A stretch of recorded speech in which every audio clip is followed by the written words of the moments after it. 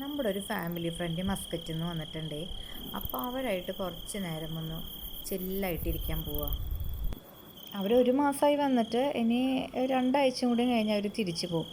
അതിൻ്റെ ഇടയ്ക്ക് കുറേ പ്രാവശ്യം ഞങ്ങൾ പ്ലാൻ ചെയ്തതാണ് ഒരു ദിവസം എവിടെയെങ്കിലും കൂടണം എന്ന്. പക്ഷേ അവർക്കും തിരക്ക്, നമ്മളും ചില ചില കാരണങ്ങൾ കൊണ്ട് ഇങ്ങനെ നീട്ടി നീട്ടി വയ്ക്കായിരുന്നു. പിന്നെ ഇന്നിപ്പോൾ ഒരു അവസരം കിട്ടി, അപ്പോൾ പിന്നെ അത് പാഴാക്കിയില്ല. അപ്പോൾ ഇതാണ് നമ്മൾ ഒത്തുകൂടുന്ന സ്ഥലം കേട്ടോ. അത് ഈ കാണുന്നത് മുന്തിരി വള്ളികളാണ്.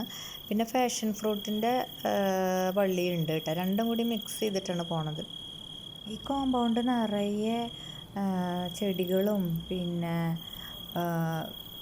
എന്തൊക്കെയോ കുറേ ഫ്രൂട്ട്സിൻ്റെ മരങ്ങളൊക്കെ ഉണ്ട് കേട്ടോ. അവരൊക്കെ 6 മണിയാകുമ്പോഴേ എത്തി. നമ്മളെത്താൻ വൈകി. ഇവിടെ ഔക്കത്തിൽ പാർക്ക് ഓപ്പൺ ചെയ്തിട്ടുണ്ട്. അപ്പോൾ പിന്നെ അവിടെ ഖരീഫ് ഫെസ്റ്റിവലിൻ്റെ കുറേ പരിപാടികൾ നടക്കുന്നുണ്ടായിരുന്നു. അപ്പോൾ അതൊക്കെ കണ്ടിട്ടാണ് നമ്മളവിടെ എത്തിയത്. അപ്പോൾ കുറേ ലേറ്റായിപ്പോയി. ഇത് അവിടെ ഒരാൾ ഇരിക്കുന്നുണ്ടോ, ഞങ്ങളെ കാത്തിരുന്ന് ദേഷ്യം പിടിച്ചിട്ടുള്ള ഇരിപ്പാണ് കേട്ടോ. ഞങ്ങൾ വരാൻ നേരം വൈകിയപ്പോൾ അവരെന്തായാലും ഫുഡിനുള്ള പരിപാടികളൊക്കെ തുടങ്ങിയിട്ടുണ്ടായിരുന്നു. അവരുടെ വീട് ആലപ്പുഴയാണ്, നമ്മൾ തൃശ്ശൂരും. ഇനിയിപ്പോൾ നാട്ടിലൊക്കെ പോയി കഴിഞ്ഞാൽ പിന്നെ ഇതൊക്കെയല്ലേ ഉള്ള ഓരോരോ ഓർമ്മകളൊക്കെ. എൻ്റെ മക്കളും അവരുടെ മക്കളും സെയിം ക്ലാസ്സിലായിരുന്നു കേട്ടോ പഠിച്ചിരുന്നത്. പിന്നെ ഇപ്പോൾ ഈ വർഷമാണ് അവർ ഇനി മസ്കറ്റിലാണ്, നമ്മളിവിടെ സലാലേ.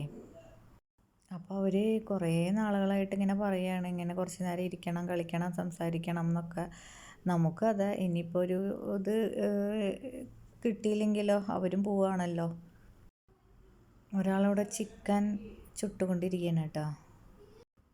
ഇതാ പിള്ളേർ സെറ്റ് ഇങ്ങനെ കുറേ കഥകളൊക്കെ അങ്ങനെ പറഞ്ഞിരുന്നു. പിന്നെ കുറച്ച് നേരം അവിടെ കളിക്കുന്നുണ്ടായിരുന്നു. എന്തായാലും ഫോണും ടി വിയുടെ ഒക്കെ അടുത്തുനിന്ന് കുറച്ച് നേരം ഇതേപോലെ ഇരിക്കണതൊക്കെ ഒന്ന് നല്ലതാണ്.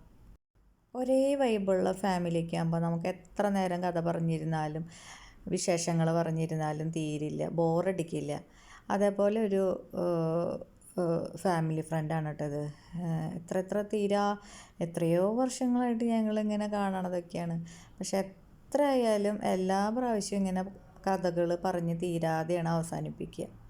പിന്നെ അങ്ങനെ ഭക്ഷണമൊക്കെ കഴിച്ച് ഒരുവിധം എല്ലാം പറഞ്ഞൊക്കെ ഒതുക്കി ഞങ്ങൾ വീട്ടിലെത്തുമ്പോൾ ഒരു 2 മണിയൊക്കെ ആയിട്ടുണ്ടാവും.